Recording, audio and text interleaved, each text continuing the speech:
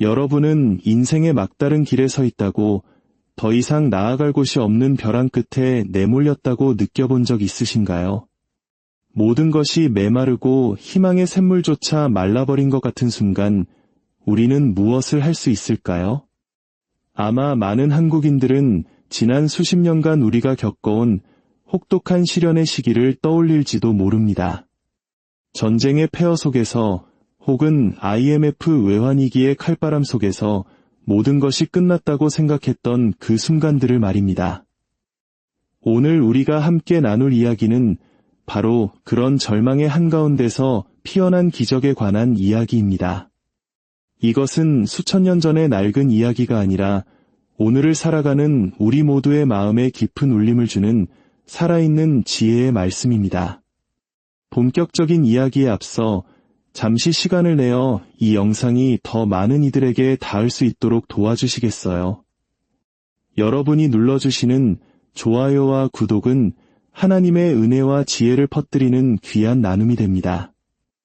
이 말씀을 통해 위로가 필요한 모든 분들에게 주님의 평화와 축복이 함께하기를 기도합니다. 이야기의 배경은 고대 이스라엘, 영적으로 가장 어두웠던 시기 중 하나입니다. 당시 이스라엘의 왕은 아합이었는데 성경은 그를 이스라엘의 모든 왕들 중에서 가장 악한 왕이었다고 기록합니다. 그의 아내는 이세벨이라는 여인이었는데 그녀는 이방 땅 시돈 출신으로 풍요와 비를 관장한다는 바알 신을 섬기는 제사장의 딸이었습니다. 아합 왕은 이세벨의 영향으로 이스라엘의 하나님을 버리고 온 나라를 바알 숭배에 빠뜨렸습니다. 바로 그때 하나님의 사람, 선지자 엘리야가 등장합니다. 선지자는 단순히 미래를 맞추는 점쟁이가 아닙니다. 그는 하나님의 뜻을 백성에게 전하는 용기 있는 메신저였습니다. 엘리야는 아합 왕 앞에 서서 담대하게 선포합니다. 내가 섬기는 이스라엘의 하나님 여호와께서 살아계심을 두고 맹세하노니 내 말이 없으면 수년 동안 비도 이슬도 있지 아니하리라 생각해 보십시오. 비의 신, 풍요의 신이라 불리는 바알의 심장부와도 같은 곳에서 이스라엘의 하나님 이름으로 가뭄을 선포한 것입니다. 이것은 단순한 자연재해가 아니었습니다. 생명의 근원이신 하나님을 떠났을 때 우리의 삶이 어떻게 메마르고 황폐해지는지를 보여주는 강력한 영적 상징이었습니다. 아담과 하와가 생명의 동산에서 쫓겨나 사막으로 갔던 것처럼 하나님을 등진 이스라엘 땅에는 끔찍한 가뭄이 시작되었습니다. 온 땅이 타들어가고 강물이 마르자 이 가뭄을 선포한 엘리야 자신도 극심한 곤경에 처하게 됩니다. 그때 하나님께서 엘리야에게 말씀하십니다. 너는 여기를 떠나 요단강 동쪽 그리 시냇가에 숨고 그 시냇물을 마셔라. 내가 까마귀들에게 명령하여 거기서 너를 먹이게 하리라. 여러분, 이것은 결코 5성급 호텔로의 초대가 아니었습니다.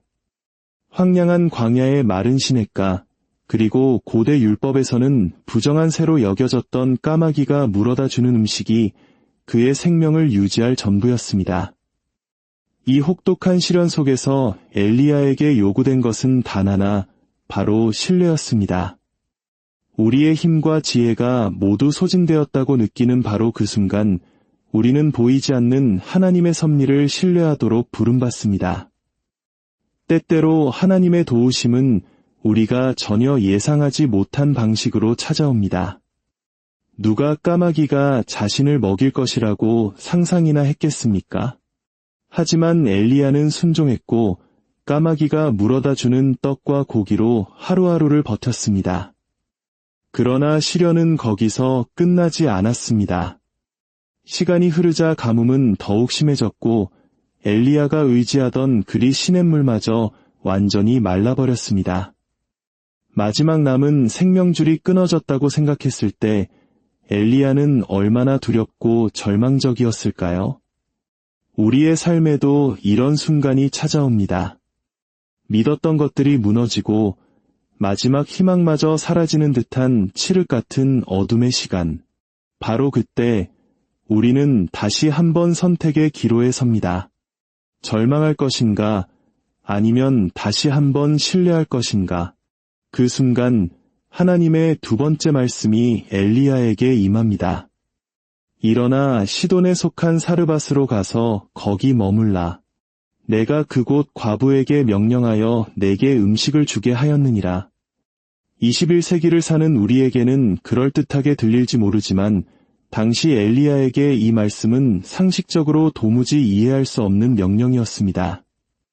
첫째, 시돈은 이방 땅, 특히 바알 숭배의 중심지이자 그를 죽이려 하는 이세벨 왕비의 고향이었습니다. 자신의 나라에서도 굶주리고 있는데 적대적인 이방 땅으로 가라는 것은 마치 불 속으로 뛰어들라는 말과 같았습니다. 둘째, 하나님께서 그를 위해 예비하셨다는 사람은 부자나 권력자가 아닌 과부였습니다. 고대 사회에서 과부는 남편이라는 보호막을 잃은 가장 가난하고 사회적으로 무력한 존재를 상징했습니다. 오늘날처럼 사회보장 제도가 없던 시절, 과부는 곧 극빈층과 동의어였습니다. 하나님, 지금 굶주려 죽을 지경인 저에게 저보다 더 가난할 것이 뻔한 이방 땅의 과부에게 가서 도움을 받으라니요. 이것은 세상의 논리로는 완전히 말이 되지 않는 계획이었습니다. 그러나 바로 여기에 하나님의 놀라운 지혜, 즉 신적 논리가 숨어 있습니다. 하나님은 종종 가장 가능성 없어 보이는 상황을 통해 당신의 위대한 계획을 이루십니다. 엘리야는 또다시 순종하여 사르밧으로 갔습니다. 성문 어귀에 이르렀을 때 그는 나뭇가지를 줍고 있는 한 여인을 만났습니다. 바로 하나님께서 말씀하신 그 과부였습니다. 가뭄의 고통은 그곳이라고 예외는 아니었습니다. 그녀 역시 굶주림에 지쳐 있었습니다. 엘리야가 그녀에게 물 한 그릇과 빵 한 조각을 청하자 그녀는 절망적인 목소리로 대답합니다. 당신의 하나님 여호와께서 살아계심을 두고 맹세하노니 내게는 빵이 없고 다만 통에 가루 한 움큼과 병에 기름 조금뿐이라. 내가 나뭇가지 두엇을 주워다가 나와 내 아들을 위하여 마지막 음식을 만들어 먹고 그 후에는 죽으리라. 이 말을 듣는 엘리야의 심정은 어땠을까요? 역시 내 걱정이 맞았구나. 하나님이 보내신 이 여인은 나를 도울 사람은커녕 당장 자기 아들과 함께 죽을 날만 기다리는 사람이 아닌가. 거에 가진 것이 없는 사람이 아무것도 가진 것이 없는 다른 사람에게 보내진 것입니다. 그러나 이 절망적인 만남의 중심에는 하나님을 향한 신뢰라는 보이지 않는 끈이 있었습니다. 엘리야는 그녀에게 말합니다. 두려워하지 말고 가서 내 말대로 하려니와 먼저 그것으로 나를 위하여 작은 빵 한 개를 만들어 내게로 가져오고 그 후에 너와 내 아들을 위하여 만들라. 이것은 거의 유머처럼 들릴 정도로 비논리적인 요구입니다. 과부는 속으로 이렇게 생각했을지도 모릅니다.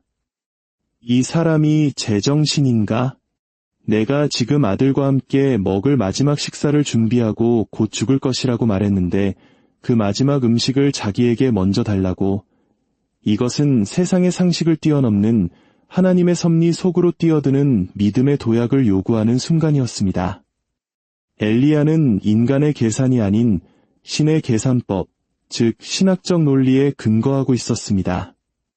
놀랍게도 그 이방 여인은 엘리야의 말을 따랐습니다. 그녀는 자신과 아들의 마지막 생명줄과도 같았던 그 한 줌의 가루와 기름으로 빵을 만들어 엘리야에게 먼저 주었습니다. 그녀는 모든 것을 걸었고 자신이 가진 가장 작은 것마저 내려놓고 나누었습니다. 그리고 바로 그 순간 기적이 일어났습니다. 그녀가 순종하고 나누었을 때 통의 가루가 떨어지지 아니하고 병의 기름이 없어지지 아니하였습니다. 그 작은 양식은 계속해서 불어나 그녀와 그녀의 아들 그리고 선지자 엘리야까지 가뭄이 끝날 때까지 모두를 먹이고도 남았습니다. 이것이 바로 성경 전체를 관통하는 위대한 영적 원리입니다. 나눔의 법칙이라고도 불리는 이 신비로운 역설은 우리의 존재는 우리가 그것을 내어줄 때 더욱 풍성해진다고 가르칩니다. 세상의 논리는 말합니다. 가뭄이 오면 최대한 비축하고 너 자신을 먼저 채워라. 그러나 하나님의 논리는 정반대입니다. 내 인생의 벼랑 끝에 섰을 때 내가 가진 가장 작은 것이라도 나누어라. 그리하면 그것이 몇십 배, 몇백 배로 불어나는 것을 보게 되리라. 사랑하는 여러분, 이 사르밧 과부와 엘리야의 이야기가 오늘 여러분의 마음에 깊이 새겨지기를 바랍니다. 인생이 힘들고 어려울 때 우리의 본능은 나의 힘, 나의 능력을 끌어모으는 쪽으로 향합니다. 그러나 이 이야기는 우리에게 다른 길을 보여줍니다. 가장 힘들 때 먼저 신뢰의 발걸음을 내디드십시오. 믿음의 기도를 드리십시오. 그리고 하나님께서 당신에게 응답하시는 때로는 이상하고 놀라운 방식의 주의를 기울여 보십시오. 하나님은 때로 우리에게 까마귀를 보내시고 때로는 우리가 가장 기대하지 않았던 이방 땅의 과부를 통해 일하십니다. 어쩌면 지금 당신 곁에 있는 사람, 우연히 걸려온 전화 한 통, 스쳐 지나간 만남 속에 하나님의 예비하심이 숨어 있을지 모릅니다. 세상의 눈으로는 도저히 나를 도울 수 없을 것 같은 바로 그 사람이 하나님의 위대한 계획 속에서 당신에게 가장 큰 도움이 될 사람일지도 모릅니다. 그리고 마침내 모든 것을 잃을 것 같은 가장 절망적인 순간에 당신이 가진 아주 작은 것이라도 나누어 보십시오. 당신의 시간, 당신의 친절, 당신의 마지막 남은 에너지라도 기꺼이 내어줄 때 당신의 삶이 30배, 60배, 100배로 채워지는 놀라운 은혜를 경험하게 될 것입니다. 텅 빈 항아리를 넘치도록 채우시는 하나님의 은혜와 평강이 이 말씀을 듣는 모든 분들의 삶에 언제나 함께 하시기를 간절히 기도합니다. 여러분은 인생의 막다른 길에 서 있다고 더 이상 나아갈 곳이 없는 벼랑 끝에 내몰렸다고 느껴본 적 있으신가요? 모든 것이 메마르고 희망의 샘물조차 말라버린 것 같은 순간 우리는 무엇을 할 수 있을까요? 아마 많은 한국인들은 지난 수십 년간 우리가 겪어온 혹독한 시련의 시기를 떠올릴지도 모릅니다. 전쟁의 폐허 속에서 혹은 IMF 외환위기의 칼바람 속에서 모든 것이 끝났다고 생각했던 그 순간들을 말입니다. 오늘 우리가 함께 나눌 이야기는 바로 그런 절망의 한가운데서 피어난 기적에 관한 이야기입니다. 이것은 수천 년 전의 낡은 이야기가 아니라 오늘을 살아가는 우리 모두의 마음에 깊은 울림을 주는 살아있는 지혜의 말씀입니다.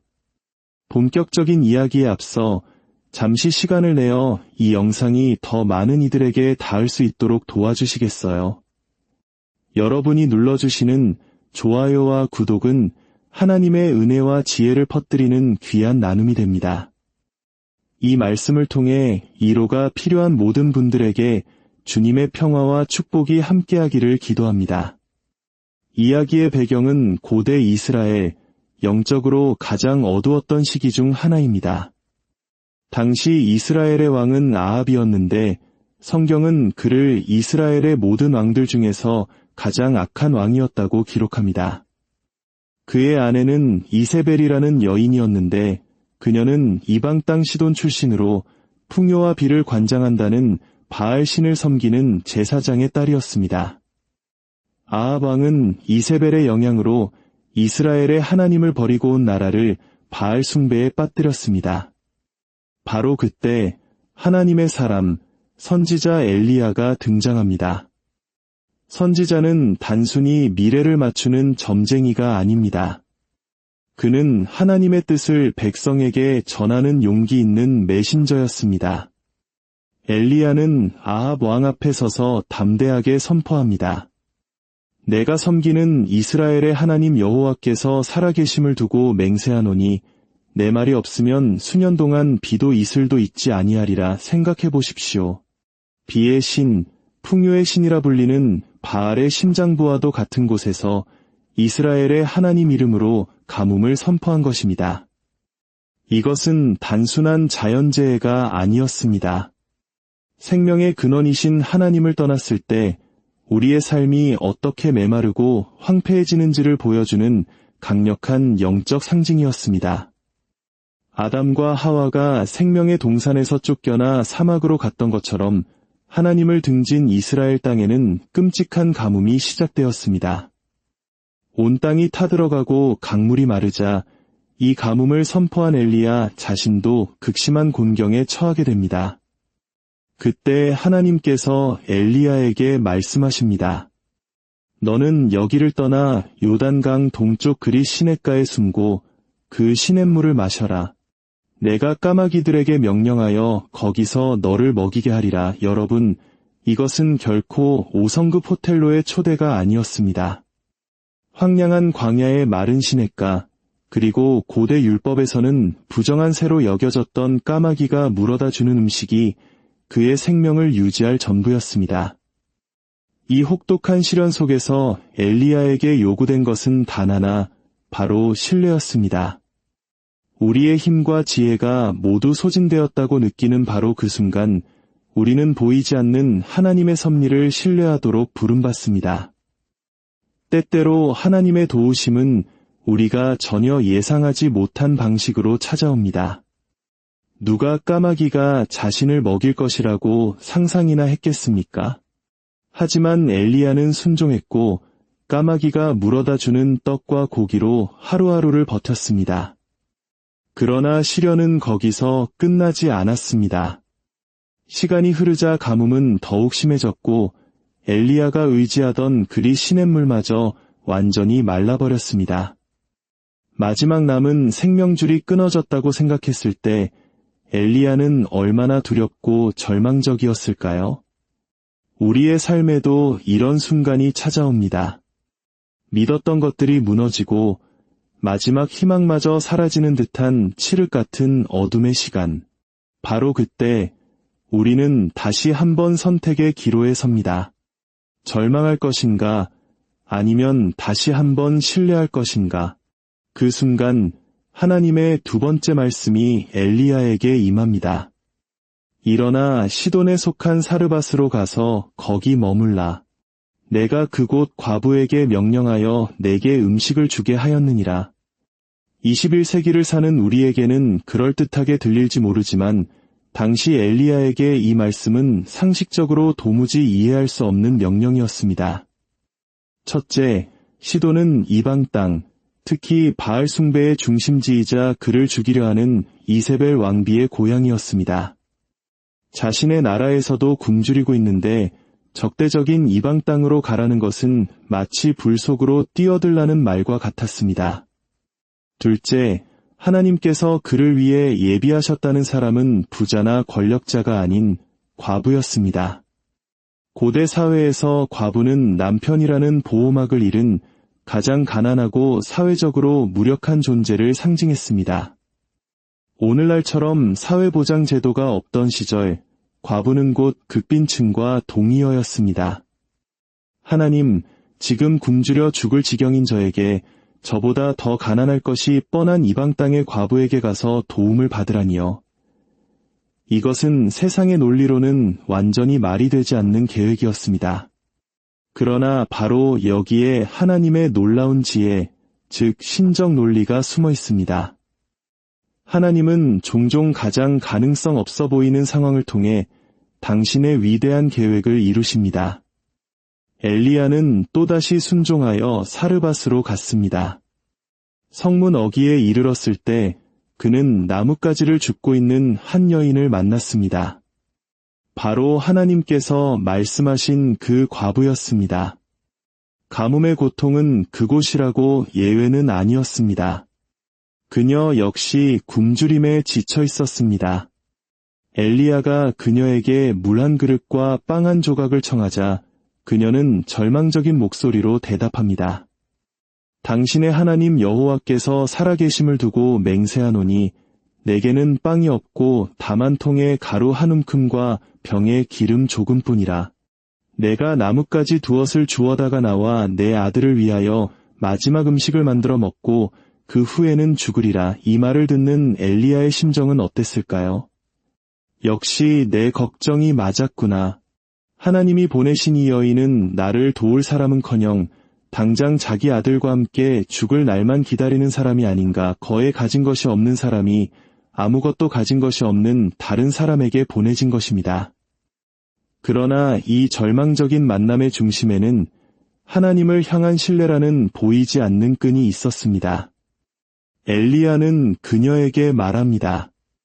두려워하지 말고 가서 내 말대로 하려니와 먼저 그것으로 나를 위하여 작은 빵 한 개를 만들어 내게로 가져오고 그 후에 너와 내 아들을 위하여 만들라. 이것은 거의 유머처럼 들릴 정도로 비논리적인 요구입니다. 과부는 속으로 이렇게 생각했을지도 모릅니다. 이 사람이 제정신인가? 내가 지금 아들과 함께 먹을 마지막 식사를 준비하고 곧 죽을 것이라고 말했는데 그 마지막 음식을 자기에게 먼저 달라고. 이것은 세상의 상식을 뛰어넘는 하나님의 섭리 속으로 뛰어드는 믿음의 도약을 요구하는 순간이었습니다. 엘리야는 인간의 계산이 아닌 신의 계산법, 즉 신학적 논리에 근거하고 있었습니다. 놀랍게도 그 이방 여인은 엘리야의 말을 따랐습니다. 그녀는 자신과 아들의 마지막 생명줄과도 같았던 그 한 줌의 가루와 기름으로 빵을 만들어 엘리야에게 먼저 주었습니다. 그녀는 모든 것을 걸었고 자신이 가진 가장 작은 것마저 내려놓고 나누었습니다. 그리고 바로 그 순간 기적이 일어났습니다. 그녀가 순종하고 나누었을 때 통의 가루가 떨어지지 아니하고 병의 기름이 없어지지 아니하였습니다. 그 작은 양식은 계속해서 불어나 그녀와 그녀의 아들 그리고 선지자 엘리야까지 가뭄이 끝날 때까지 모두를 먹이고도 남았습니다. 이것이 바로 성경 전체를 관통하는 위대한 영적 원리입니다. 나눔의 법칙이라고도 불리는 이 신비로운 역설은 우리의 존재는 우리가 그것을 내어줄 때 더욱 풍성해진다고 가르칩니다. 세상의 논리는 말합니다. 가뭄이 오면 최대한 비축하고 너 자신을 먼저 채워라. 그러나 하나님의 논리는 정반대입니다. 내 인생의 벼랑 끝에 섰을 때 내가 가진 가장 작은 것이라도 나누어라. 그리하면 그것이 몇십 배, 몇백 배로 불어나는 것을 보게 되리라. 사랑하는 여러분, 이 사르밧 과부와 엘리야의 이야기가 오늘 여러분의 마음에 깊이 새겨지기를 바랍니다. 인생이 힘들고 어려울 때 우리의 본능은 나의 힘, 나의 능력을 끌어모으는 쪽으로 향합니다. 그러나 이야기는 우리에게 다른 길을 보여줍니다. 가장 힘들 때 먼저 신뢰의 발걸음을 내디드십시오. 믿음의 기도를 드리십시오. 그리고 하나님께서 당신에게 응답하시는 때로는 이상하고 놀라운 방식의 주의를 기울여 보십시오. 하나님은 때로 우리에게 까마귀를 보내시고 때로는 우리가 가장 기대하지 않았던 이방 땅의 과부를 통해 일하십니다. 어쩌면 지금 당신 곁에 있는 사람, 우연히 걸려온 전화 한 통, 스쳐 지나간 만남 속에 하나님의 예비하심이 숨어 있을지 모릅니다. 세상의 눈으로는 도저히 나를 도울 수 없을 것 같은 바로 그 사람이 하나님의 위대한 계획 속에서 당신에게 가장 큰 도움이 될 사람일지도 모릅니다. 그리고 마침내 모든 것을 잃을 것 같은 가장 절망적인 순간에 당신이 가진 아주 작은 것이라도 나누어 보십시오. 당신의 시간, 당신의 친절, 당신의 마지막 남은 에너지라도 기꺼이 내어줄 때 당신의 삶이 30배, 60배, 100배로 채워지는 놀라운 은혜를 경험하게 될 것입니다. 텅 빈 항아리를 넘치도록 채우시는 하나님의 은혜와 평강이 이 말씀을 듣는 모든 분들의 삶에 언제나 함께 하시기를 간절히 기도합니다. 여러분은 인생의 막다른 길에 서 있다고 더 이상 나아갈 곳이 없는 벼랑 끝에 내몰렸다고 느껴본 적 있으신가요? 모든 것이 메마르고 희망의 샘물조차 말라버린 것 같은 순간 우리는 무엇을 할 수 있을까요? 아마 많은 한국인들은 지난 수십 년간 우리가 겪어온 혹독한 시련의 시기를 떠올릴지도 모릅니다. 전쟁의 폐허 속에서 혹은 IMF 외환위기의 칼바람 속에서 모든 것이 끝났다고 생각했던 그 순간들을 말입니다.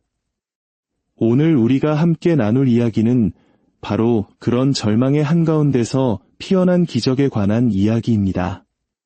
이것은 수천 년 전의 낡은 이야기가 아니라 오늘을 살아가는 우리 모두의 마음에 깊은 울림을 주는 살아있는 지혜의 말씀입니다. 본격적인 이야기에 앞서 잠시 시간을 내어 이 영상이 더 많은 이들에게 닿을 수 있도록 도와주시겠어요? 여러분이 눌러주시는 좋아요와 구독은 하나님의 은혜와 지혜를 퍼뜨리는 귀한 나눔이 됩니다. 이 말씀을 통해 위로가 필요한 모든 분들에게 주님의 평화와 축복이 함께하기를 기도합니다. 이야기의 배경은 고대 이스라엘, 영적으로 가장 어두웠던 시기 중 하나입니다. 당시 이스라엘의 왕은 아합이었는데 성경은 그를 이스라엘의 모든 왕들 중에서 가장 악한 왕이었다고 기록합니다. 그의 아내는 이세벨이라는 여인이었는데 그녀는 이방 땅 시돈 출신으로 풍요와 비를 관장한다는 바알 신을 섬기는 제사장의 딸이었습니다. 아합 왕은 이세벨의 영향으로 이스라엘의 하나님을 버리고 온 나라를 바알 숭배에 빠뜨렸습니다. 바로 그때 하나님의 사람, 선지자 엘리야가 등장합니다. 선지자는 단순히 미래를 맞추는 점쟁이가 아닙니다. 그는 하나님의 뜻을 백성에게 전하는 용기 있는 메신저였습니다. 엘리야는 아합 왕 앞에 서서 담대하게 선포합니다. 내가 섬기는 이스라엘의 하나님 여호와께서 살아계심을 두고 맹세하노니 내 말이 없으면 수년 동안 비도 이슬도 있지 아니하리라 생각해 보십시오. 비의 신, 풍요의 신이라 불리는 바알의 심장부와도 같은 곳에서 이스라엘의 하나님 이름으로 가뭄을 선포한 것입니다. 이것은 단순한 자연재해가 아니었습니다. 생명의 근원이신 하나님을 떠났을 때 우리의 삶이 어떻게 메마르고 황폐해지는지를 보여주는 강력한 영적 상징이었습니다. 아담과 하와가 생명의 동산에서 쫓겨나 사막으로 갔던 것처럼 하나님을 등진 이스라엘 땅에는 끔찍한 가뭄이 시작되었습니다. 온 땅이 타들어가고 강물이 마르자 이 가뭄을 선포한 엘리야 자신도 극심한 곤경에 처하게 됩니다. 그때 하나님께서 엘리야에게 말씀하십니다. 너는 여기를 떠나 요단강 동쪽 그리 시냇가에 숨고 그 시냇물을 마셔라. 내가 까마귀들에게 명령하여 거기서 너를 먹이게 하리라. 여러분, 이것은 결코 5성급 호텔로의 초대가 아니었습니다. 황량한 광야의 마른 시냇가, 그리고 고대 율법에서는 부정한 새로 여겨졌던 까마귀가 물어다 주는 음식이 그의 생명을 유지할 전부였습니다. 이 혹독한 시련 속에서 엘리야에게 요구된 것은 단 하나, 바로 신뢰였습니다. 우리의 힘과 지혜가 모두 소진되었다고 느끼는 바로 그 순간 우리는 보이지 않는 하나님의 섭리를 신뢰하도록 부름받습니다. 때때로 하나님의 도우심은 우리가 전혀 예상하지 못한 방식으로 찾아옵니다. 누가 까마귀가 자신을 먹일 것이라고 상상이나 했겠습니까? 하지만 엘리야는 순종했고 까마귀가 물어다 주는 떡과 고기로 하루하루를 버텼습니다. 그러나 시련은 거기서 끝나지 않았습니다. 시간이 흐르자 가뭄은 더욱 심해졌고 엘리야가 의지하던 그리 시냇물마저 완전히 말라버렸습니다. 마지막 남은 생명줄이 끊어졌다고 생각했을 때 엘리야는 얼마나 두렵고 절망적이었을까요? 우리의 삶에도 이런 순간이 찾아옵니다. 믿었던 것들이 무너지고 마지막 희망마저 사라지는 듯한 칠흑 같은 어둠의 시간. 바로 그때 우리는 다시 한번 선택의 기로에 섭니다. 절망할 것인가, 아니면 다시 한번 신뢰할 것인가. 그 순간 하나님의 두 번째 말씀이 엘리야에게 임합니다. 일어나 시돈에 속한 사르밧으로 가서 거기 머물라. 내가 그곳 과부에게 명령하여 내게 음식을 주게 하였느니라. 21세기를 사는 우리에게는 그럴듯하게 들릴지 모르지만 당시 엘리야에게 이 말씀은 상식적으로 도무지 이해할 수 없는 명령이었습니다. 첫째, 시돈은 이방 땅, 특히 바알 숭배의 중심지이자 그를 죽이려 하는 이세벨 왕비의 고향이었습니다. 자신의 나라에서도 굶주리고 있는데 적대적인 이방 땅으로 가라는 것은 마치 불 속으로 뛰어들라는 말과 같았습니다. 둘째, 하나님께서 그를 위해 예비하셨다는 사람은 부자나 권력자가 아닌 과부였습니다.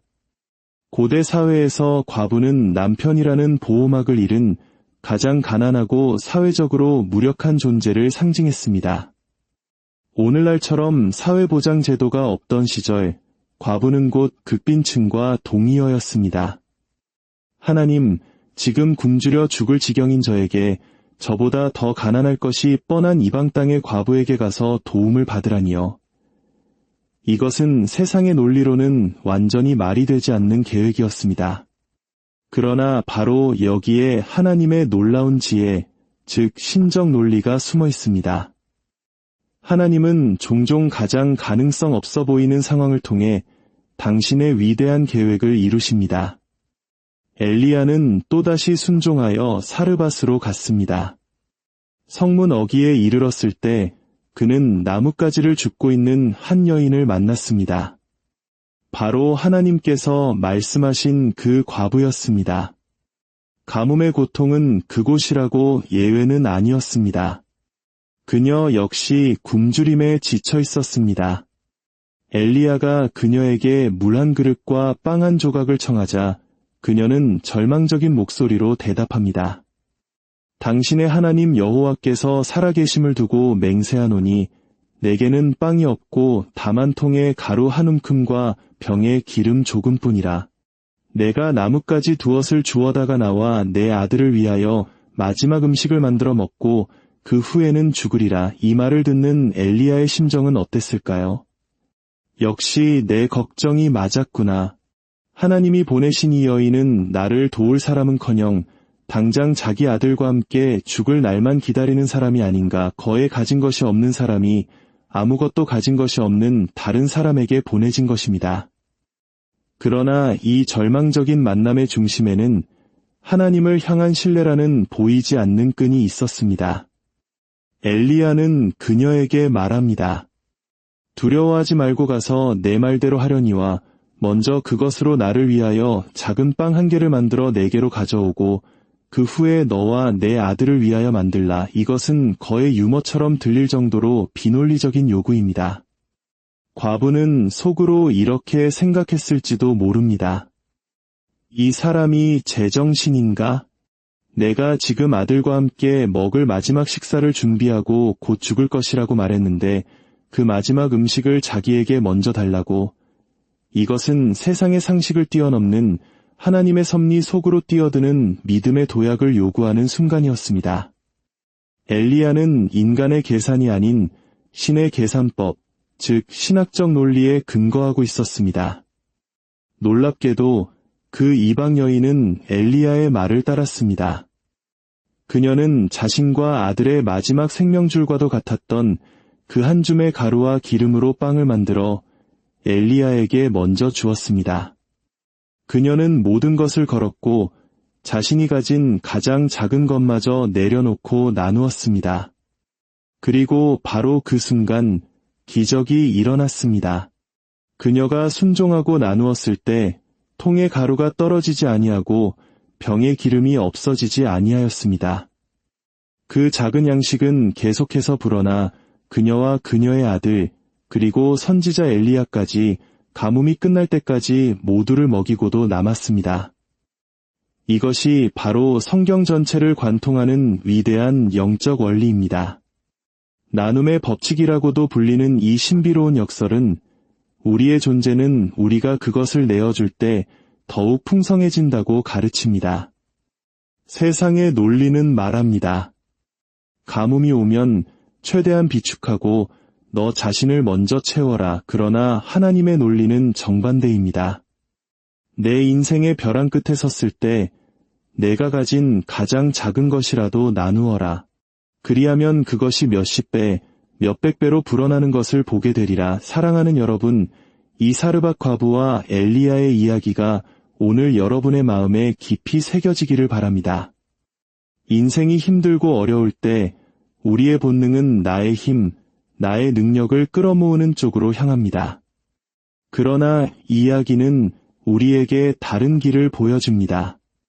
가장 힘들 때 먼저 신뢰의 발걸음을 내디드십시오. 믿음의 기도를 드리십시오.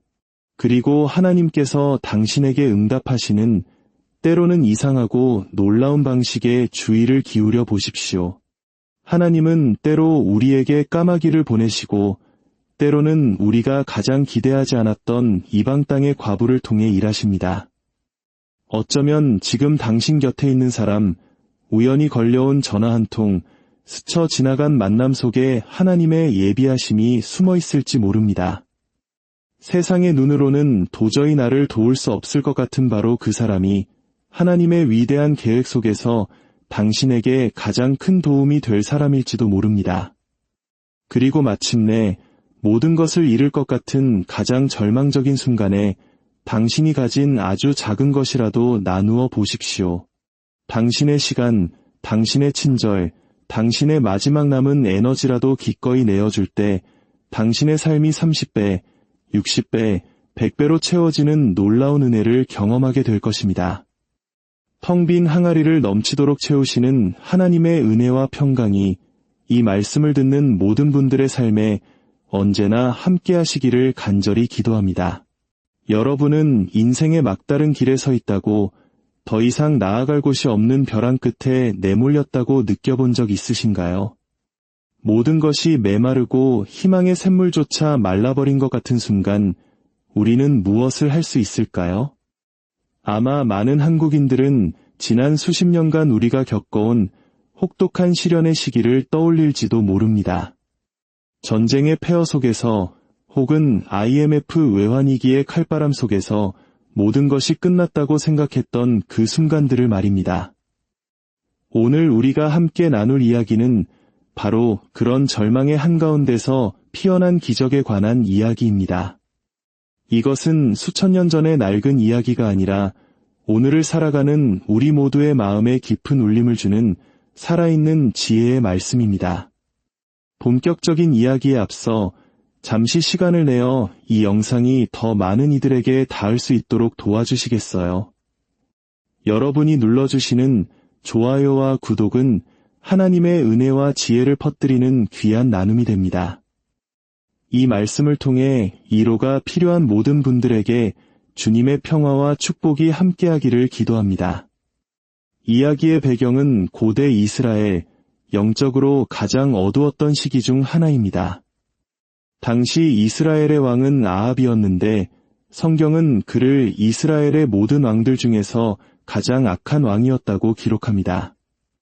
그의 아내는 이세벨이라는 여인이었는데 그녀는 이방 땅 시돈 출신으로 풍요와 비를 관장한다는 바알 신을 섬기는 제사장의 딸이었습니다. 아합 왕은 이세벨의 영향으로 이스라엘의 하나님을 버리고 온 나라를 바알 숭배에 빠뜨렸습니다. 바로 그때 하나님의 사람, 선지자 엘리야가 등장합니다. 선지자는 단순히 미래를 맞추는 점쟁이가 아닙니다.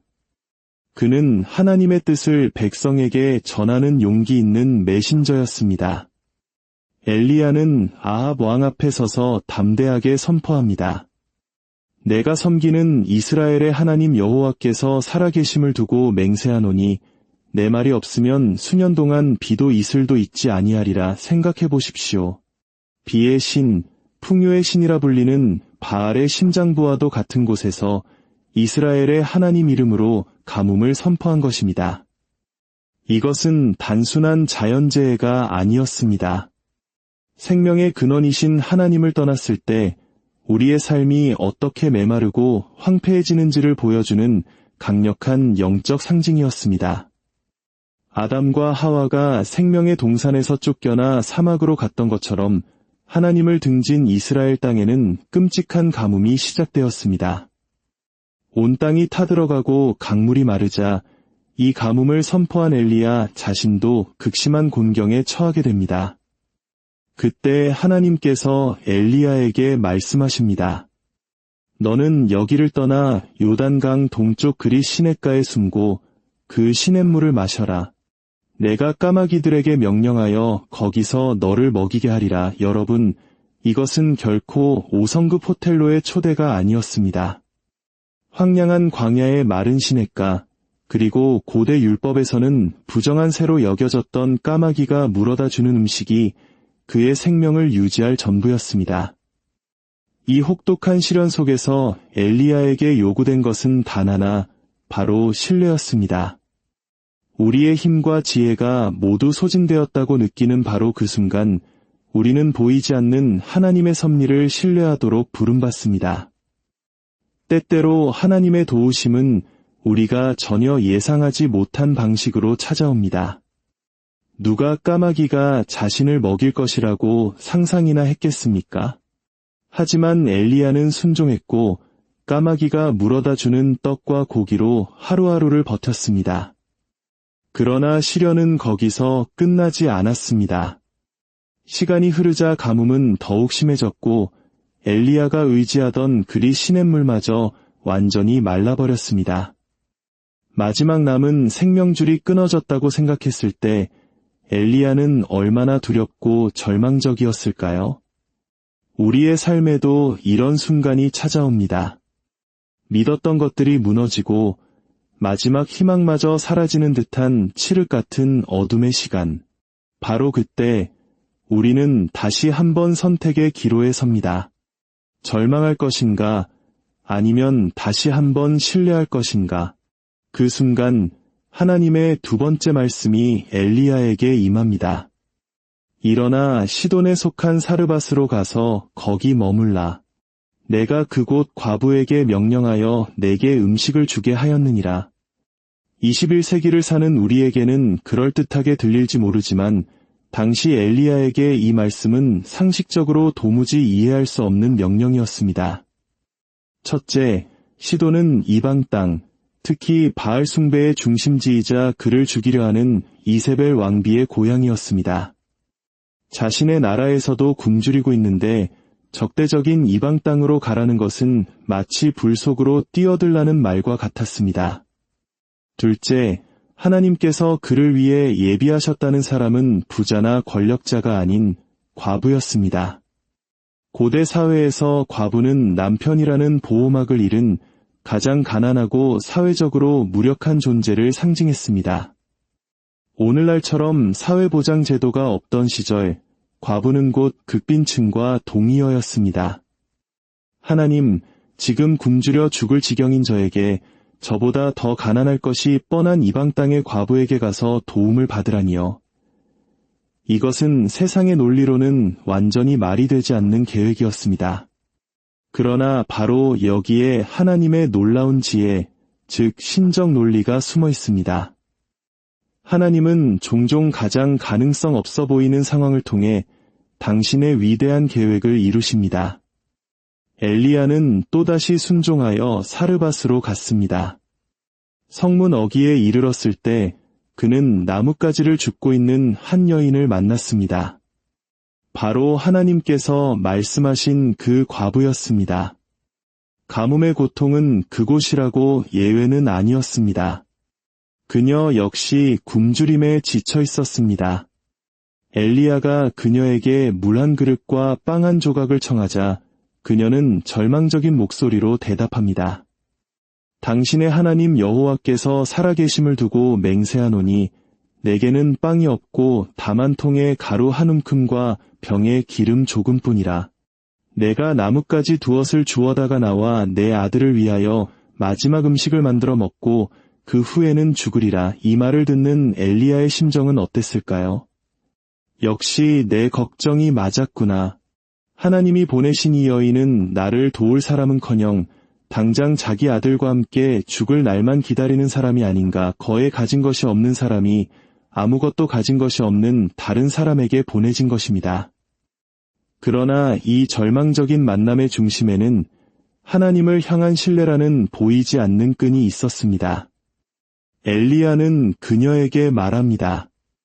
두려워하지 말고 가서 내 말대로 하려니와 먼저 그것으로 나를 위하여 작은 빵 한 개를 만들어 내게로 가져오고 그 후에 너와 내 아들을 위하여 만들라. 이것은 거의 유머처럼 들릴 정도로 비논리적인 요구입니다. 과부는 속으로 이렇게 생각했을지도 모릅니다. 이 사람이 제정신인가? 내가 지금 아들과 함께 먹을 마지막 식사를 준비하고 곧 죽을 것이라고 말했는데 그 마지막 음식을 자기에게 먼저 달라고. 이것은 세상의 상식을 뛰어넘는 하나님의 섭리 속으로 뛰어드는 믿음의 도약을 요구하는 순간이었습니다. 엘리야는 인간의 계산이 아닌 신의 계산법, 즉 신학적 논리에 근거하고 있었습니다. 놀랍게도 그 이방 여인은 엘리야의 말을 따랐습니다. 그녀는 자신과 아들의 마지막 생명줄과도 같았던 그 한 줌의 가루와 기름으로 빵을 만들어 엘리야에게 먼저 주었습니다. 그녀는 모든 것을 걸었고 자신이 가진 가장 작은 것마저 내려놓고 나누었습니다. 그리고 바로 그 순간 기적이 일어났습니다.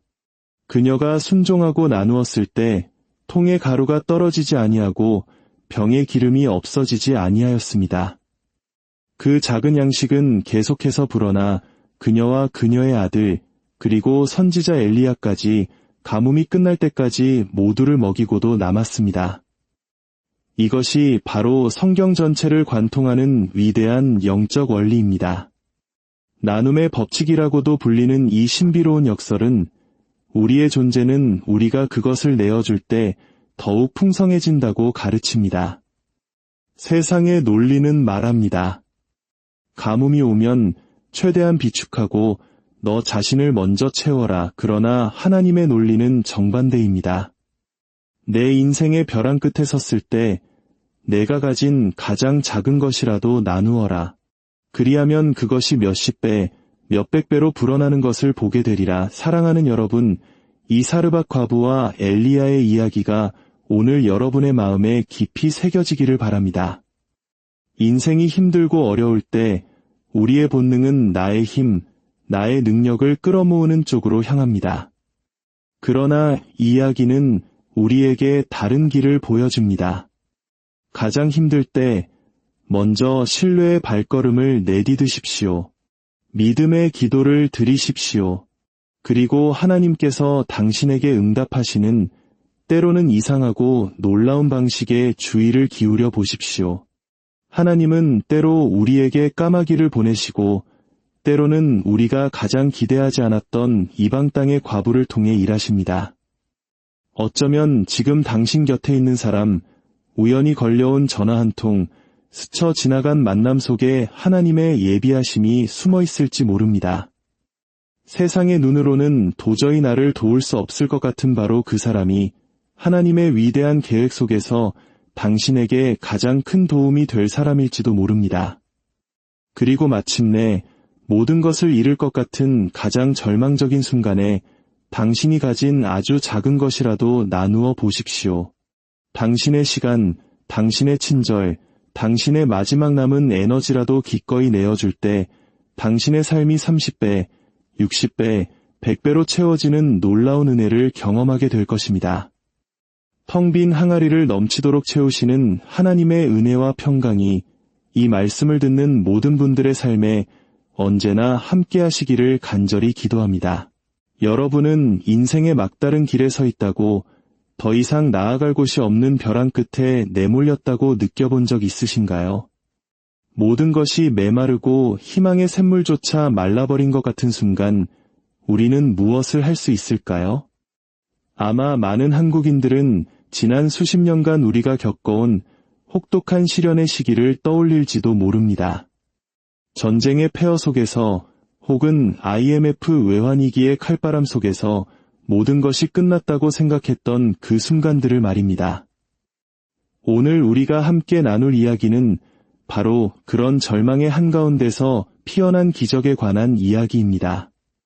이것은 수천 년 전의 낡은 이야기가 아니라 오늘을 살아가는 우리 모두의 마음에 깊은 울림을 주는 살아있는 지혜의 말씀입니다.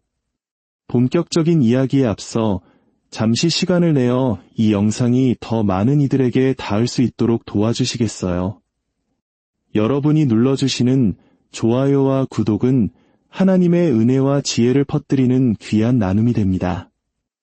이 말씀을 통해 위로가 필요한 모든 분들에게 주님의 평화와 축복이 함께하기를 기도합니다.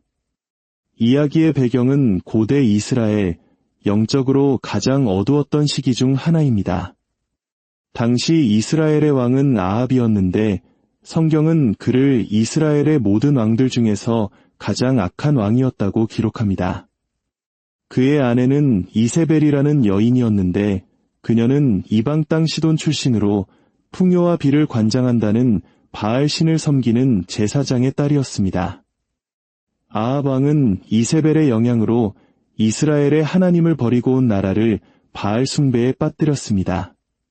바로 그때 하나님의 사람, 선지자 엘리야가 등장합니다. 선지자는 단순히 미래를 맞추는 점쟁이가 아닙니다.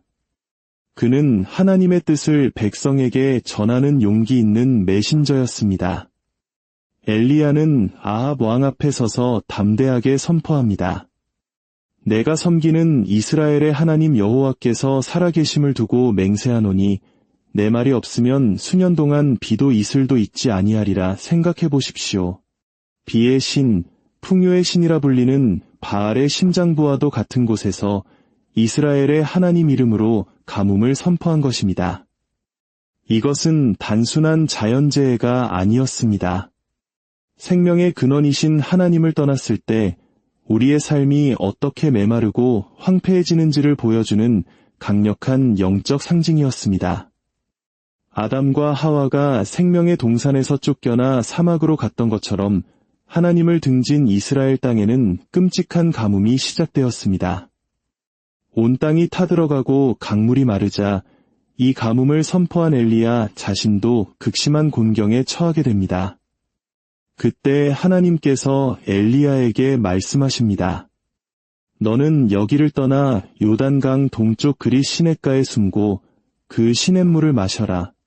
내가 까마귀들에게 명령하여 거기서 너를 먹이게 하리라. 여러분, 이것은 결코 5성급 호텔로의 초대가 아니었습니다.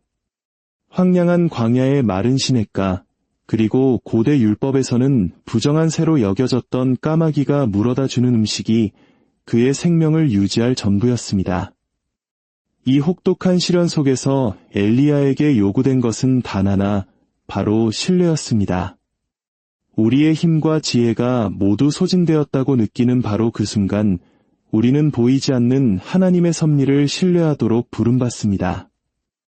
때때로 하나님의 도우심은 우리가 전혀 예상하지 못한 방식으로 찾아옵니다. 누가 까마귀가 자신을 먹일 것이라고 상상이나 했겠습니까?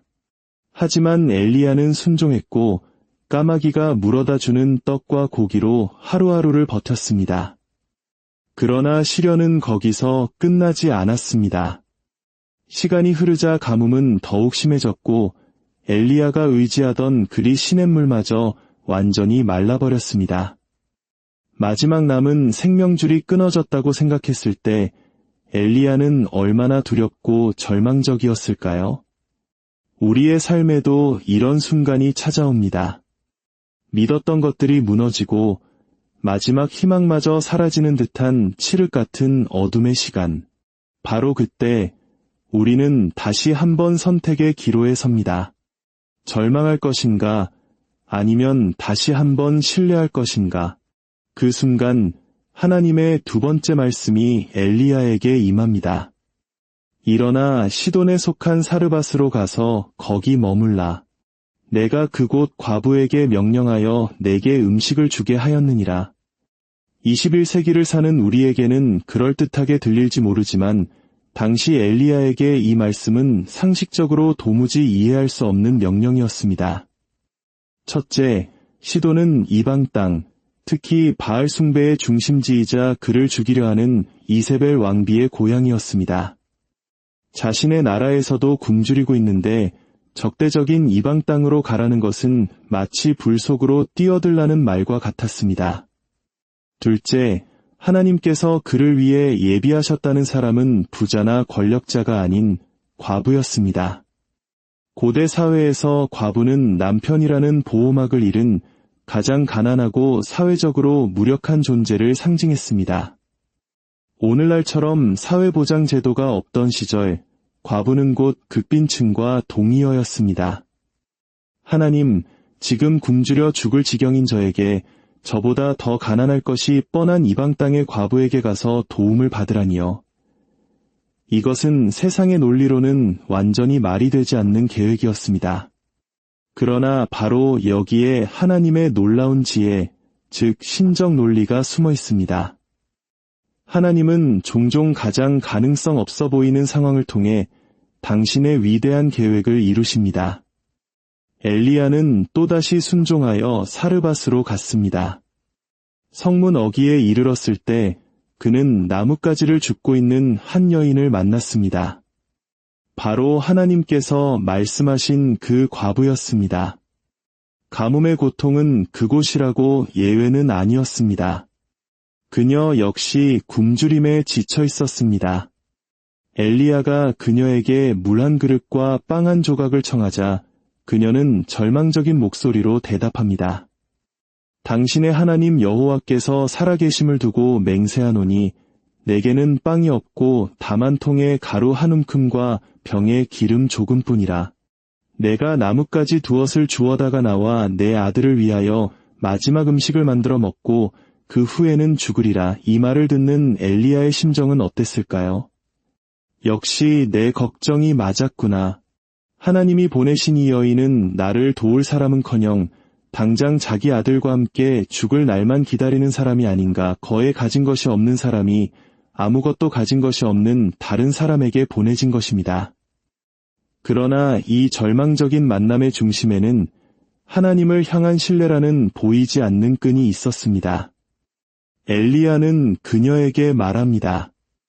두려워하지 말고 가서 내 말대로 하려니와 먼저 그것으로 나를 위하여 작은 빵 한 개를 만들어 내게로 가져오고 그 후에 너와 내 아들을 위하여 만들라. 이것은 거의 유머처럼 들릴 정도로 비논리적인 요구입니다.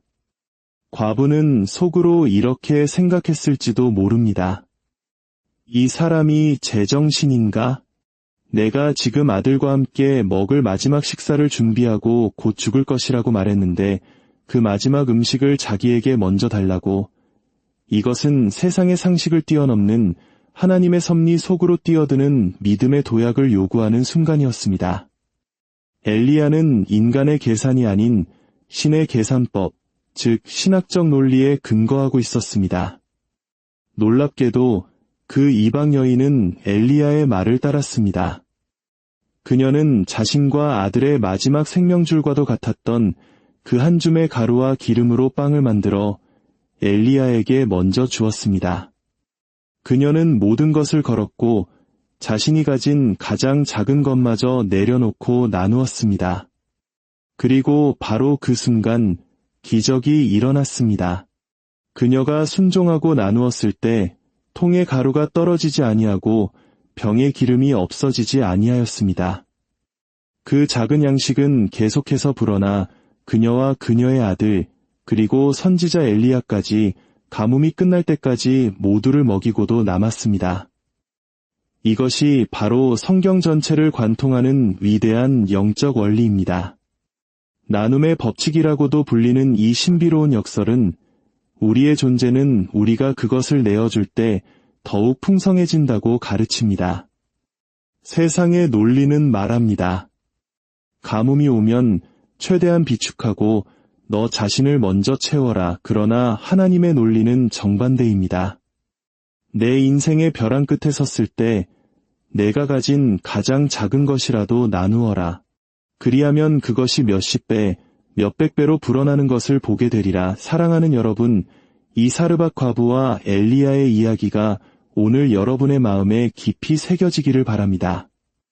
인생이 힘들고 어려울 때 우리의 본능은 나의 힘, 나의 능력을 끌어모으는 쪽으로 향합니다. 그러나 이 이야기는 우리에게 다른 길을 보여줍니다. 가장 힘들 때 먼저 신뢰의 발걸음을 내디드십시오. 믿음의 기도를 드리십시오. 그리고 하나님께서 당신에게 응답하시는 때로는 이상하고 놀라운 방식의 주의를 기울여 보십시오. 하나님은 때로 우리에게 까마귀를 보내시고 때로는 우리가 가장 기대하지 않았던 이방 땅의 과부를 통해 일하십니다. 어쩌면 지금 당신 곁에